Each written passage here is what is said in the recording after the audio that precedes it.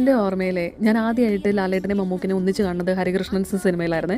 ആകാംക്ഷയോടെ ഞാൻ ടി വിയിൽ കാത്തിരുന്നിട്ടുണ്ട് ആരുടെ പേരിലാണ് ലാസ്റ്റ് ആ തുളസിക്കെതിരെ വീഴുന്നതെന്ന് കാണാൻ. അവസാനം അത് ഹരിക്ക് വീണത് കണ്ടു. അപ്പോൾ എനിക്ക് ശരിക്കും സങ്കടമായി. അപ്പോഴാണ് കുഞ്ഞായിരുന്ന ഞാൻ ഉള്ളിൽ എവിടെയോ അത് കൃഷ്ണന് വീഴണമെന്ന് അതിയായി ആഗ്രഹിച്ചിരുന്നു എന്ന് മനസ്സിലാക്കിയത്. പിന്നീട് എപ്പോഴോ അപ്പയോട് ഇങ്ങനെ സംസാരിച്ചപ്പോൾ അപ്പ പറഞ്ഞു ഇത് ഫാൻസിൻ്റെ ബേസിസിൽ പല സ്ഥലങ്ങളിൽ പല ക്ലൈമാക്സ് ആയിരുന്നു കാണിച്ചിരുന്നത്രേ. പിന്നെ ഓരോ തവണ ടി വിയിൽ വരുമ്പോഴും ഞാൻ ഇങ്ങനെ ക്ലൈമാക്സിൽ എന്തെങ്കിലും വ്യത്യാസം ഉണ്ടോരുന്നോ എന്നിങ്ങനെ നോക്കുമായിരുന്നു. കൃഷ്ണന് ഒരിക്കലെങ്കിലും തുളസി വീഴുന്നത് കാണാൻ വേണ്ടി രണ്ടുപേരെയും എനിക്ക് ഭയങ്കര ഇഷ്ടമാണ്. പിന്നീട് ഞാൻ എൻ്റെ കുട്ടിക്കാലത്തൊന്നും അവരൊന്നിച്ചുള്ള സിനിമ കണ്ടിട്ടില്ല. അപ്പോൾ എൻ്റെ ഈ കുഞ്ഞു ബുദ്ധിക്ക് ഞാൻ ചിന്തിച്ചുകൊണ്ടിരുന്നത് അവർ ആ പെണ്ണിനെ കിട്ടാത്തതുകൊണ്ട് അവർ തമ്മിൽ അടിയായി എന്നൊക്കെയാണ്. സിലി ബോയ്സ്.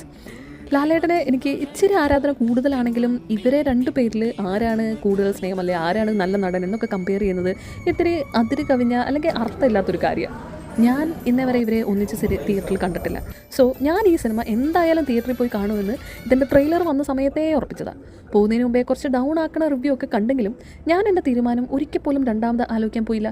ബിക്കോസ് എനിക്ക് ഈ രണ്ട് മലയാളത്തിലെ ലെജൻസിനെയും ഒന്നിച്ച് കാണണം. I don't want to miss it. എനിക്ക് ഈ പടം ഇഷ്ടമായിട്ടോ.